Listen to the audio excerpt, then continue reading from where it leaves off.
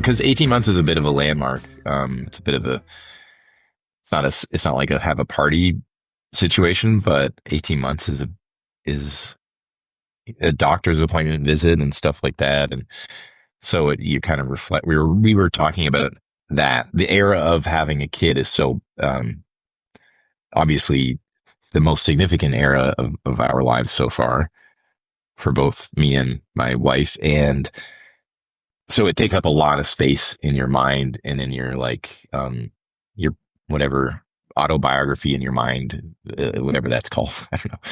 But it's kind of crazy how it's only been 18 months in some ways, and also crazy how fast it's gone. But it certainly has, it's just such a definable era of like post having a kid that it's wild sometimes to like see photos from before he was born and be like, that feels like forever ago now already. Um, yeah, just because it's such a vivid and different experience post kid than pre. It's just such a big landmark thing that you can't really prepare for something like that either. It just kind of happens. Like, it's all the things people say. There's so many cliches that people say that all come true or that you kind of understand all of a sudden. It's sort of like anything, like, you know, getting a dog or getting a rabbit or whatever. Like, people will say like, oh, it's going to be like this. And you're like, yeah, yeah, yeah. And then you do it and you're like, oh man, now I get it. It is like that. All those things kind of happen to you and you're like, oh, that's what people were talking about. When you say you can't prepare for it, what does that mean exactly? I mean, I assume you're like reading all the books and watching all the videos and talking to everybody about it, but what is it about the actual experience you can't prepare for? I think you can't prepare. I couldn't have prepared for the emotions, I guess. The love that I feel for this human, the way it changes my perspective of myself and the world around me, and kind of like we were saying off the top, how immediate that is. It's just like a switch gets flipped and all of a sudden, which is another cliche I'm about to say, but yeah, you all of a sudden have a priority that is bigger than you, that I couldn't really fully understand before having a kid. The only thing that did come close was like we have a couple dogs, and I do remember some instance like there was it's like that scene in The Grinch where his heart grows two sizes or whatever. I remember when we got our first dog, I felt that feeling of like, man, I didn't know I could feel this kind of love and this protective feeling and all the things that came with that. And then we got another dog, and I was like, I feel it again for this dog. Like, it's not like a diminished feeling. It's just like the capacity for love is endless. And then having a kid, we were kind of worried. Like, we actually joked, but half seriously, like, what if because we loved our dogs so much. We were just dedicated dog obsessed. We were that couple. We were worried that we weren't going to be able to love our baby as much as we loved our dogs, but it's just an immediate thing where you're like, right, we have a lot of capacity for love. There's so much, like we all do. I really believe that. We don't have a lot of capacity for time, which makes it hard, but the feeling and the emotion of love that you can feel for these things in your life, I think is kind of boundless as long as you have or not as long as you have the time. That's just the tricky part, is figuring out how do I devote myself to these things. But yeah, I couldn't have prepared for that. Just the amount of love and all of those feelings related to love that fall under the umbrella that you have for this thing. And no matter how many times people said that, like some version of that to me, yeah.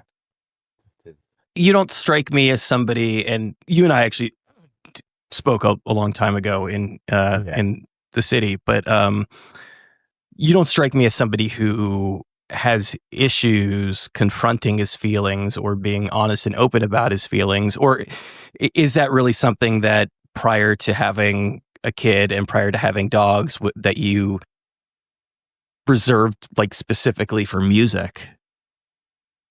That's possible. Yeah. Maybe something I should address in therapy. No, it's possible. I think I had it's in some ways I am, in some ways I'm not. I think depending who you talk to, you could I've been in the same relationship for 12 years, so maybe if I did a journey through what's that? Oh, high fidelity style journey through my past relationships. They could maybe confirm or deny if I am a good communicator or not. I think it's something I've learned in general in my adult life how to communicate better with people. And I don't think like a lot of boys that I was necessarily, and this is nothing, not at all a slight on my parents or anybody who did an amazing job. They're the best parents, but I think a lot of boys are a little more withdrawn and reserved and not as capable or as ready to explain how they feel or even know how they feel. So I don't know. I mean, I think I probably fell more in that category as a boy, and I think as an adult have taken a long time to kind of learn those things. And I think music was always a way to explore deeper feelings and almost whether I knew what I was writing or not to explore them. I mean, sometimes I've heard other people, songwriters, talk about this too, where songs can almost be a form of self-analysis or something where you listen or read back and go, oh, that's what I was writing about. That's interesting. In depending how you write, if you're sort of writing in some kind of free form or what's the phrase I'm looking for? Stream of consciousness. Stream of consciousness. That's correct. Yeah, things can just come out of you in the same way that dreams can, I guess. And then other songs you obviously sit down to write about something specifically. But yeah, I think it's always been a way, and always probably always will be a way to either exercise emotions or explore them, confirm them, help to maybe temper them or release them. It's a lot of things. It's a relationship almost in and of itself. So do you find that like largely the way you write is with a form of abstraction in which the I guess the ideas you're trying to get across or the feelings that you have aren't necessarily clear from the outset? it depends. Yeah, I sometimes sit down with a direct idea of what I want to write about, whether it's something that's bugging me about the news or something related to relationship, like if you want to express a certain feeling of love or something. And other times it's just sort of singing and coming up with sounds and words that all of a sudden coalesce into meaning and real words that coalesce into thoughts, and it just becomes something like maybe the way a sculpture becomes something as you're working with your medium. But I, I, I've always had a bit of a hard time forcing ideas out. Like I'll sit down to write something and it'll just come or it won't. Yeah,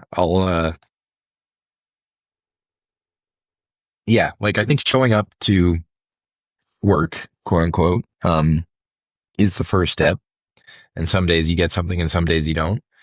So in that way, you're sort of sitting down to do it, and that could be like you're forcing it, but either something's there or it's not. So there is something kind of unwillful, and I don't think that's a word, but it's not always willful. You're not always willfully calling the muse or whatever. Like it just sort of more often than not sort of just happens. Where all of a sudden you're just writing a song and you're like, huh, where'd that come from in a way? Even if it feels like you sat down to do it, it's a weird thing. Yeah. It's a kind of magic part about it. Yeah. Therapists recommend journaling for people. And I wonder if like over the years that has, I guess, scratched a similar itch for you. I think so. I mean, I started writing songs so young, and it just became something that I guess I needed to do. I don't know. It doesn't feel like a compulsion, but it does feel like just something that I have always done and that I will always do. And it's not like I get asked this all the time, but for anybody wondering, like, how do I start writing songs? You have to just do it. There's no other advice. If you're not doing it, you have to just start doing it. Like, and then if you don't want to do it, then maybe you should maybe there's another art form that you want to do, but you either just do it or you don't. It's like really, that's a cop out of an answer, but I remember seeing Dustin Hoffman in like inside the actor's studio and basically explaining how he acts by just acting. He's like, if I want to act urgent, I'll just say, "Get me back my son," and he just gives you an example by way of saying like, I can just do I can just do this or something. I think it's sort of like you cultivate it, but you just do it, kind of because you need to or something. And yeah, but yeah, I do think that obviously, yeah, journaling and all of that is an extension that, or like in the Venn diagram of songwriting and journaling, it's very, very close. Um, your songs don't even have to rhyme. You could literally just take your journal entries and stick them in there if you want. Like it can be, sorry, it can be. Because I mean, I've been reflecting on songwriting a lot as we're leading up to this, as you do when you're explaining what are these songs about? What's this album about?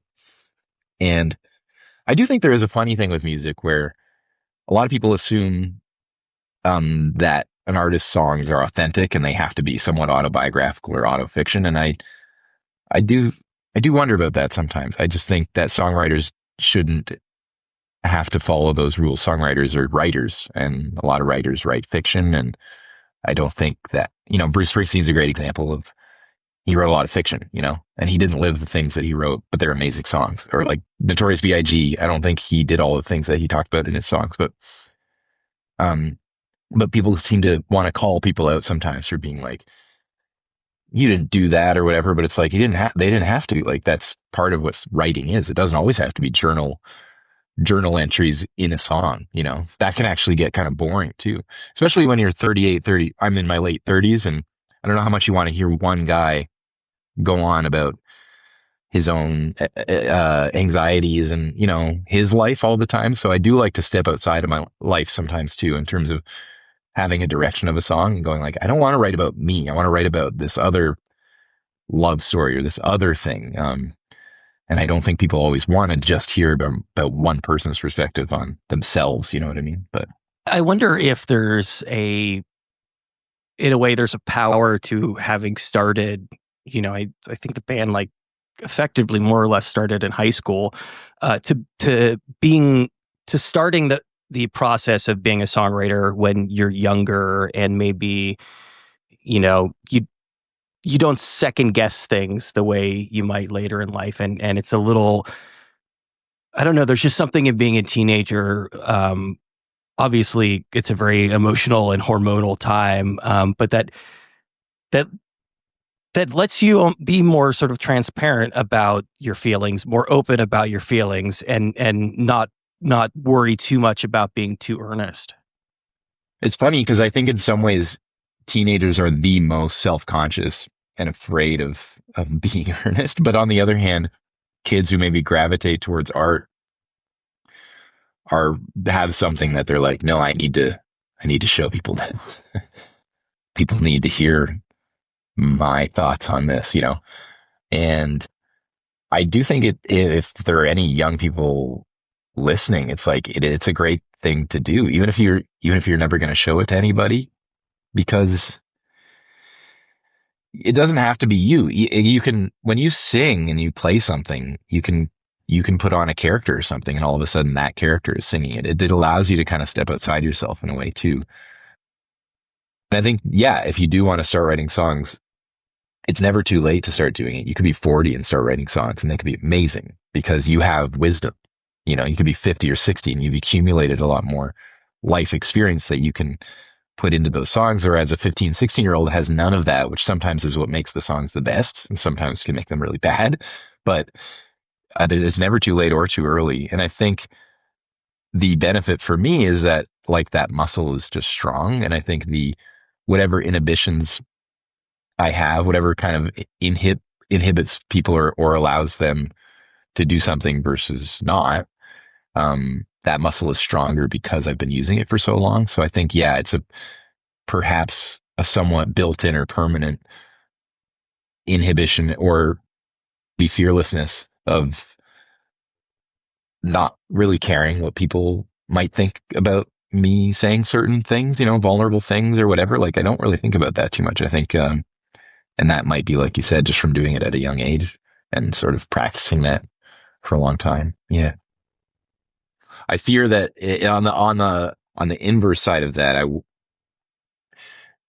I think you could end up having a bit of arrested development if you get stuck and I've wondered about that. If you never stopped writing, and if certain artists never stop to live, that you could get stuck in patterns of self exploration. Um, and I'm sure that this has probably been written about, or maybe there are academic papers on this, but I do wonder about the artist or the writer, the novelist, any form of writer who tends to lean on themselves.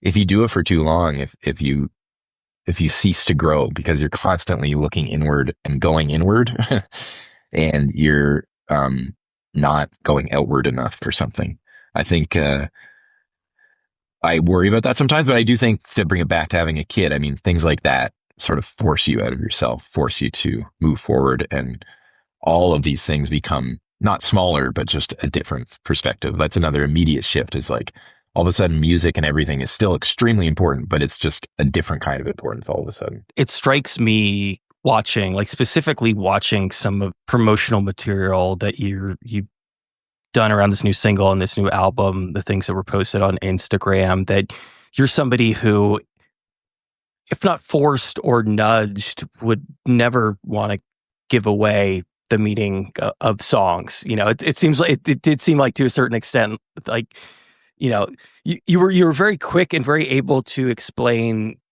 musically what the inspiration was, but it was like pulling teeth to get you to explain thematically what was going on. And that was me just doing it on my own. Oh, you were pulling your own teeth. I was pulling my own teeth. I was like Tom Hanks in Castaway with a figure skate stuck in my mouth.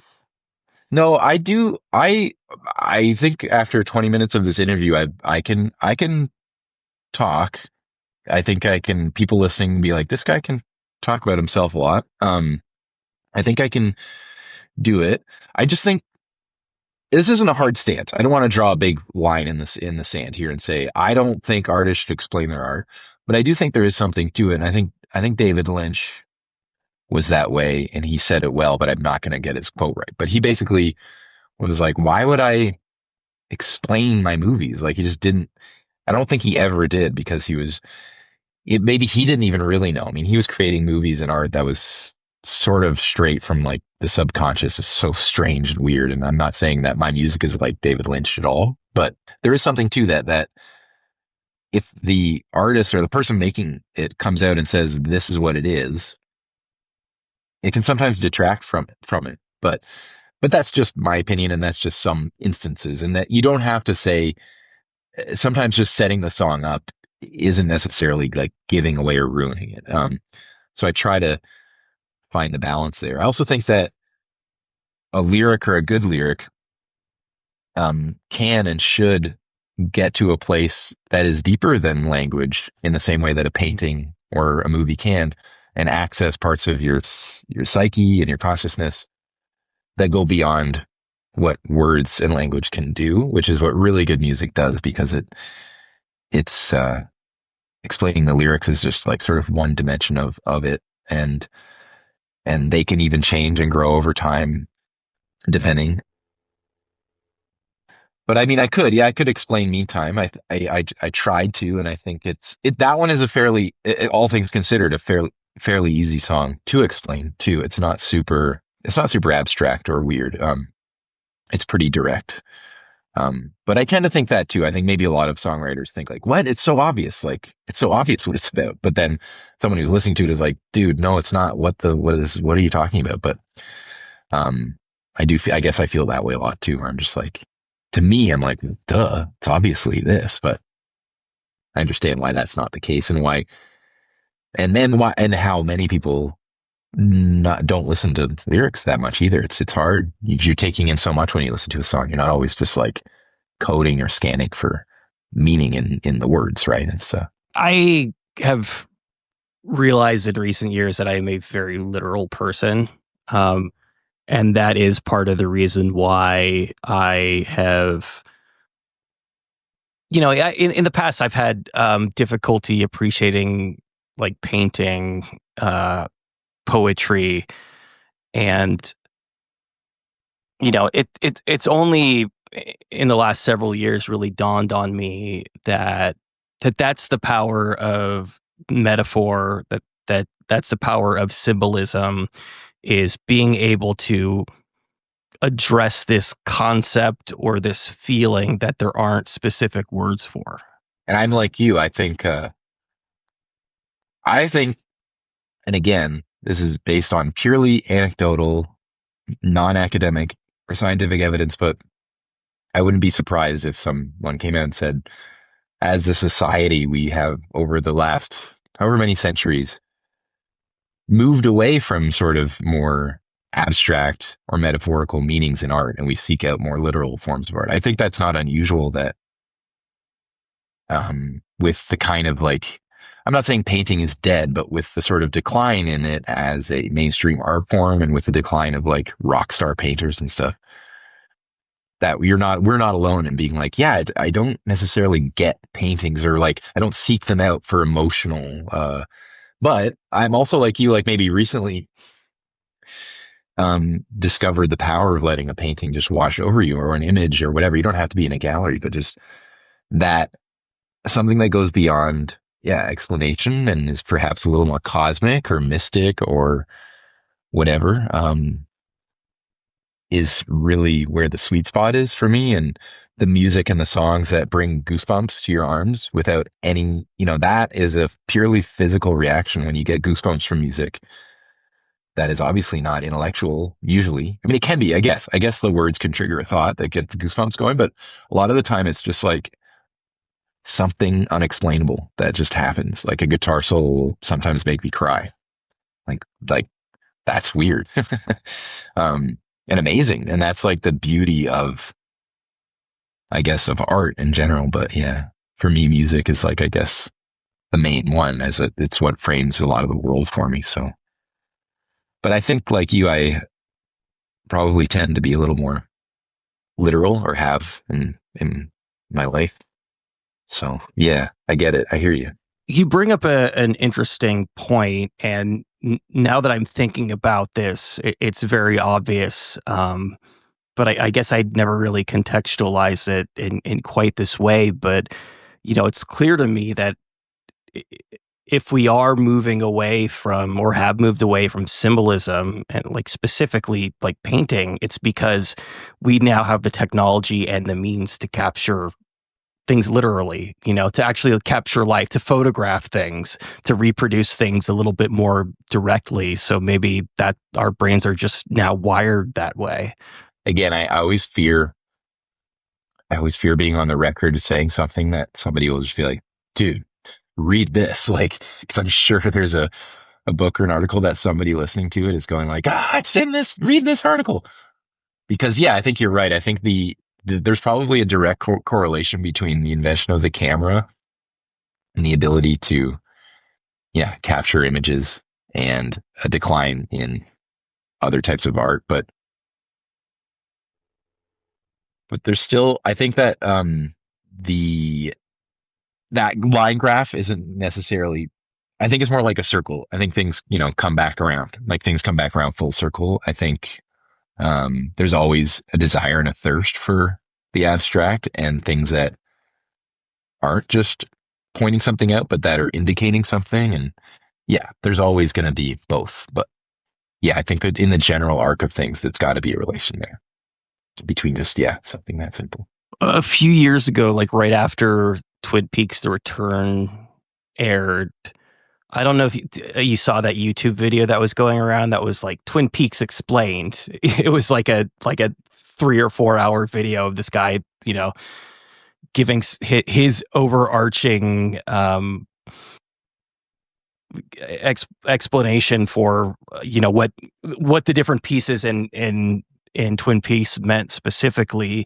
And I mean that's taking that to the extreme, right? But that's kind of where we are now, and that's kind of one of the big roles that YouTube plays, is this hyper examination of everything. And while watching something like Twin Peaks, to a certain extent, like, you do want to know why the things are happening the way they are, but there is power at the same time in not knowing those things and having to draw your own conclusions. And I suspect that that's probably a big part of the reason why Lynch did that. But also,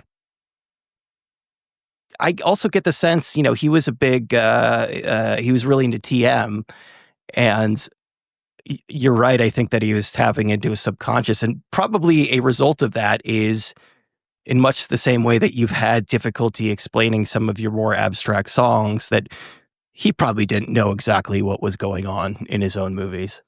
And maybe there isn't, like, right? I mean, maybe there isn't an answer to that. I think so. Yeah, I would definitely. I bet if it came down to a one-on-one interview where you had truth serum and David Lynch, he might admit, like, yeah, of course, like, I don't know what every frame means in Twin Peaks or Lost High or like or any of his films, but at the same time, he did understand the power of a good and engrossing story arc, or something that pulls you in like a hook of a murder mystery, and he understood that that's a great way to propel narrative forward, and then dressing it with weird shit like the log lady that he never has to explain is what makes it amazing. Because if people just wanted to know who killed Laura Palmer, they just read a Wikipedia page and be like, done with it. But they go on the ride with David Lynch because they want all the weird other accoutrements that he brings in, which are, you know, boundless. It's just, really, really great art like that brings so much more than just a murder mystery. Otherwise, you could go read or watch any number of other murder mysteries. But it's interesting, though. Yeah, I think that it's funny that, yeah, I guess there is a deep desire, though, to understand or make connections, to make everything has to have meaning. It's almost like a conspiracy theory type mindset, too, where it's like, no, there's an explanation for everything. And sometimes there's just not. I think it's just like life in that way. Like, all of Twin Peaks is not tied up in a neat bow. All you have to do is read like David Lynch's memoir to realize, like, no, he as one of the main creators of that show, he didn't know what was necessarily going to happen. I don't think he even knew who the killer of Laura Palmer was going to be when they made like the pilot. Um, and I think there were accidents, actually, like, there was, not to get too deep into Twin Peaks, but there were a lot of happy accidents that happened that guided him through that show too. Like on set, like somebody walked by a mirror and that became like Bob. It was just a guy on set that walked by the mirror and that became the character Bob. He was like a stagehand, or he was on the crew. Yeah, exactly. He wasn't an actor. Yeah. Right. And so there is no plan there, grand plan, other than Lynch rolling with the day of shooting and going like, we'll work that in because it's great. And in the same way, life is like that. It's very messy, and there's not always a neat 9/11 was an inside job conspiracy theory to explain everything. Sometimes it is just people being messy and messing up and being dumb and human. And there is rarely a clean, neat explanation for anything. I've always had, even in like my first literature English classes, when the teacher would start to explain, like, this is what this book is about, this is the theme, I'd always have my hand up and being the annoying kid being like, but how do you know that? Like, what if the author was like thinking about something totally different and now we're talking about this book's objective meaning? Like, how do we know that? We just like, I don't know. That's always kind of been something I've struggled with. How everything is open and unexplainable in a way, and that's sort of the point, I guess, to a lot of things. But I don't know. So I don't want to go too far down this specific rabbit hole that I'm about to bring up, but it just got me thinking. You were talking a bit about.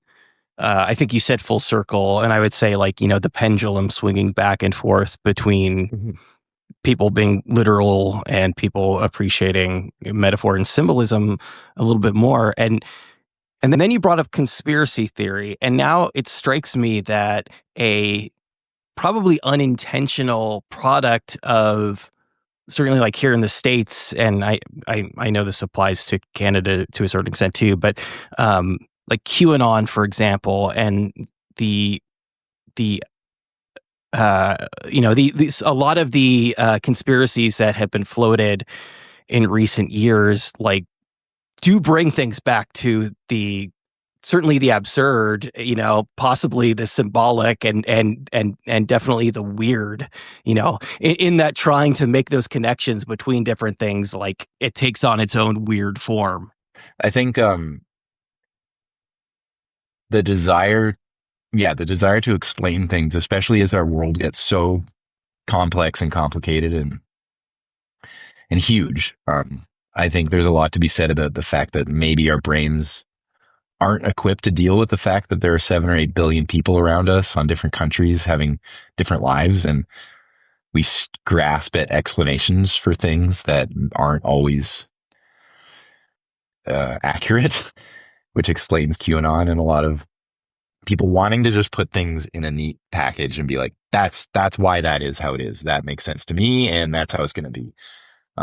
But it is always amazing to me too how sometimes like conspiracy theories that are off the deep end, to me, bonkers, are actually not that far off from what the truth is. And it's like, man, if you only just like change your focus a little bit, we could actually kind of work together on actually maybe changing some of the major forces that are sort of overpowering us and kind of fucking our lives up. Like the fact that there are like relatively few amount of people in control of a lot of money and a lot of power, and how unjust a lot of things are because of that. But that it just gets warped into this like, oh, it's the Democrats in Hollywood and they're all pedophiles and whatever. It's just like, oh man, if only you tweak that a little bit, like you're onto something. Like there is, there are people with power and they don't necessarily care about you. And I don't know, you know what I'm saying? Like, I'm not going to start getting into the why QAnon is crazy, but it's interesting how maybe headed in the right direction and then all of a sudden just like veer wildly off into some other place and be like, I don't know. There's that thing that people say where it's like, oh, like you're so close, like you're so close to getting this, to figuring this out. Wherein I suspect that you're probably, reasonably politically similar to me in that, we would blame like capitalism for a lot of the problems that are going on right now, instead of transgender people in sports, for example, as being a source of that. Exactly. It's clear. Yeah, I mean, it's clear to me that what has been happening is we all understand the symptoms. We all understand that things are real bad right now. But the issue is getting at the root cause of things and figuring out what it is that's actually led to these symptoms. And that's where people tend to break apart. And I think and not to both sides this at all, because I'm not a political expert and I'm not going to sit here and solve the modern sort of Western dilemma of like this new right movement versus neoliberalism, but there is sort of a shoring up of blame on both sides. Like on a certain angle of the left, it's like, well, it's all this type of person's fault and that's the enemy. And on the right, it's like, no, it's all this type of person's fault. It's like you said, like it's trans women trying to compete in women's sports. Like we can assign blame disproportionately on both sides, but like you said, I think if you get around the dinner table, and talk to, and this is like firsthand experience. I've heard a lot of stories like liberal Canadian goes to Texas to hang out with some family and friends. Trump comes up, and over a longer discussion, you actually find out you have more in common than you realized. And you have that person who's maybe more on the right go, you know what? I've never looked at it from that angle. That's interesting. There's a lot more capability of that than maybe people realize. I think that a big problem is the lack of reaching out across the aisle, so to speak. The lack of wanting to give any airtime to any other opinion that's not your own. And yeah, there's a big a big hurt on us because of that. Yeah. I guess a real quick plug that touches on that really well is the J.K. Rowling podcast. If anybody, have you listened to that? The Witch Trial of J.K. Rowling? I've heard a lot of her opinions recently that I disagree with, but I have not listened to the podcast. I will say, in light of her recent, not that she said a lot of shit over the years. It's a great, so it's certainly not a defense of her or a prosecution of her. It's a pretty even-handed just interview and accounting. The person who produced it is a former member of the Westboro Baptist Church, and which was the yeah, God hates yeah, exactly. So, and she's on the other side of that now, and so one of the sort of thesis or themes of it is that feeling of like, listen, I would still be in that church at those protests if I didn't have people who sat down and were like, interesting, like your opinion, but have you thought about this? Like, and she's maybe part of it is like, I'm worried that that is just non-existent now. And, yeah, I wanted to, get back to this specific example of the Nabokov quote. I've read a lot of his fiction. I haven't read the memoir. Now, like you sharing that quote, I'm adding it to my library pickup list. But I think it says a lot about you that you look at a quote like that is, effectively our lifetimes being, like a brief moment in between basically two black voids, and that you're able to pull that you have an optimistic takeaway from that isn't something that like ultimately depresses you. I mean, yeah, I think I owe a lot of that to Louis, to my son. I think that it's one of the things has allowed me to, I feel it on the one hand, I feel a little bit more I feel a little more dread over the state of the world because I want him to have a future. And in ways that before having a kid, I could sort of be like, yeah, maybe we'll all die. Maybe that's just what's going to happen. And I'm at peace with that. Maybe we shouldn't be here. Maybe humans are bad. Now I'm like, I don't want that for him. I'd like him to have a good life. So, I feel full of dread in some ways, but in other ways, I feel like this sort of, at least now, I don't know, maybe in another 18 months, I'll be like, everything's bad. Everything sucks. But I feel like it's given me this uplifting, life is great kind of, optimistic outlook. And I guess, yeah, there's something about that most of that book. I mean, it's not he's not like a perfect man. Like he has his flaws, that he's of a different time from a different country. He's a very distinct kind of, wealthy Russian man. But his writing and his mind is just, to me, very beautiful and unique. And I found his overall sort of take on things to be just really beautiful. And I think that kind of swept me up a little bit too. And yeah, I was just really trying in general through most of these songs, and I think the ones that we picked for the record too, to write in a more positive way. Not necessarily to always be smiling and don't talk about anything bad, but more so, I guess maybe I was, not that I'd written a ton of these songs, but I was definitely sick of writing them, and I was sick of hearing songs that just point out things that are bad. I think there's enough of that out there, and it's just like, if you're just providing if you're just diagnosing problems, you're not really bringing anything to the table. I think that a lot of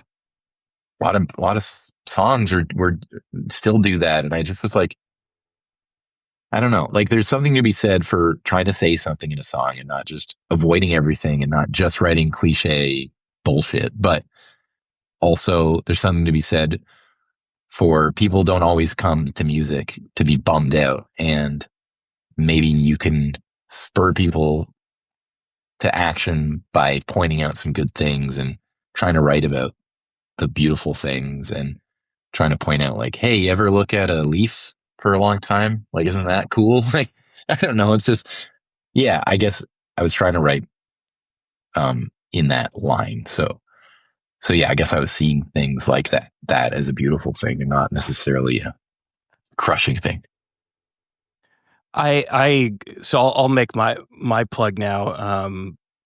And as I'm thinking about this, it's clear how much this touches on a lot of what we've been speaking about over this past 50 or so minutes. But if you haven't read, there was a book that came out maybe 5 or 10 years ago called Insomniac Dreams.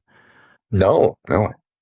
It's so basically Nabokov was insomniac for much of his adult life, and he started writing his dreams down on these note cards, and it's this collection of him writing about his dreams, and it really touches on a lot of these things, including like the subconscious that we were speaking about before. But highly recommend that.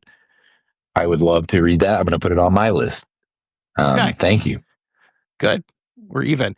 Something that I definitely wanted to talk about. This is in the press materials that Caroline shared, but it makes it up front. It talks a lot about the fact that you're still a band. That a lot of your contemporaries are no longer around, and what I think makes it even more impressive is that, again, this effectively dates back to your high school years. But I had right before their last tour, which I think you played with them at least at a few shows, I spoke with Grant from Tokyo Police Club, and it was like they were like, they felt like it was time. They'd also been around for a really long time, and they were like, all right, well, this is the final chapter. And he generally had a good feeling about it. But with you, is there always an expectation every time an album comes out or every time a tour finishes that you're just going to keep at it? I think that the sense of when it's your time is something that maybe will occur to us at some point, and it just hasn't yet. I think there's a lot of things that our band and our kind of friendship and relationship has gone through and endured that has got us to the point we're at, which things just still feel really good and overall fun. And I think like I was saying with music, it is just something that I do and I will always do, whether I'm doing it for a living or not. And hey, if I can do it with two of my best friends, three of my best friends now with Maddie, and if we can go play some shows every now and then hey, why not? I think the logistical things can get in the way where as the landscape changes of how you make money and all of that changes, and there's not always going to be a market for what you do. And yeah, that could dry up. We could have a year where it's like, listen, you're getting no show offers, nobody's buying anything. And that could obviously force somebody's hand. But I think as long as that is there within reason and the desire is there, we just will keep doing it, and it doesn't feel like our time yet. But I could see a point where it just becomes like, hey, there's just too many complications here. Everybody lives in different places. Everybody's got kids, all this, that, and the other. And I sure, like, the closer we get to 40 collectively, the more it kind of creeps up that, like, are we too old for this now? Like, is that a thing? I see a lot of bands continuing on through their 40s who aren't the Rolling Stones, who are, smaller bands who just keep doing it. And yeah, I think that some of that stigma has worn off now in terms of aging out of being a rock band. But I don't know if I don't think there are expectations really. I think there's just desire. And if the desire is sensed to be there among us, it just continues. And I think if someday we started to sense a real waning of that desire from any one of us, it might be harder to continue as a group. But yeah, it does just continue. It just is sort of. I spoke to a lot of musicians with kids during the pandemic, and post-pandemic, insofar as like there is a post-pandemic, and they all sometimes in hushed tones discuss the positives of the pandemic. Was that as somebody who makes their living on the road, that there were just like big gaps in their watching their kid grow up because they couldn't be around because their job required them not to be. Obviously, that's something that you've got top of mind when you think about how much you're going to be touring on this going forward. It is, absolutely. And that, I think, is the main unknown for sure, is how long do I want to be gone from home? What can I sort of bear? And, at what age could that change maybe in his life? And yeah, I'm the only one in the band with kids right now, but that could change too. And I think there's a lot, like you said, there's a lot of musicians and bands. There's a lot of advice out there for someone like me who can go, how do you do this? How do you make this work? So I've got that, and then I've just got to try it. Basically, we did this tour with Tokyo Police Club that you mentioned, and that was hard. But there were, as an opening band, it's different, and maybe our own tour will be. I know our own tour will feel different. The shows will be a different vibe. There will be more that rewarding, like playing your own show and all of that. And we'll have some new rules and time boundaries set up to help that will cater to me. But certainly as I was saying, like your kid becomes number one. And I think, yeah, if I sensed that I just can't do this anymore, I guess I would just have to be a bridge that I cross at that point. But right now it feels like I think there is a balance here that I can strike, and it might be hard, but that overall I will be able to find a balance, and that will allow everybody to be happy and fulfilled, and also maintain like that other family life side of my life too. I think having, I don't know to what degree this was planned at all, but I think having a kid at this point in your life, having a kid in your late 30s, that actually works out in your favor a lot in terms of where the band is. That you do have this following, and that you do know that people are going to come out, and that maybe you don't have to grind quite as much as you did, in your early 20s. And because of that, I think you will be able to strike that balance a lot better than other musicians have been able to. Oh, I appreciate that. I hope that's true. Yeah. Yeah, I think we've been around a while. There's always the feeling of struggle or hustle, but on the other hand, there is a feeling of like a bit of security, I guess, in establishing a fan base. But it's a fickle business. There's a lot of other competition out there, and so we don't take anything for granted. But I think Born Ruffians, yeah, we've been around now. We're like turning into a legacy act. It's kind of crazy, but yeah, it's just it's just the truth. Yeah, we're coming up on 20 years of like recorded music, so it's pretty wild. Everything, a brief crack of light between darkness. First and last, the future is starting. First smile, first penny, first kiss. Last words that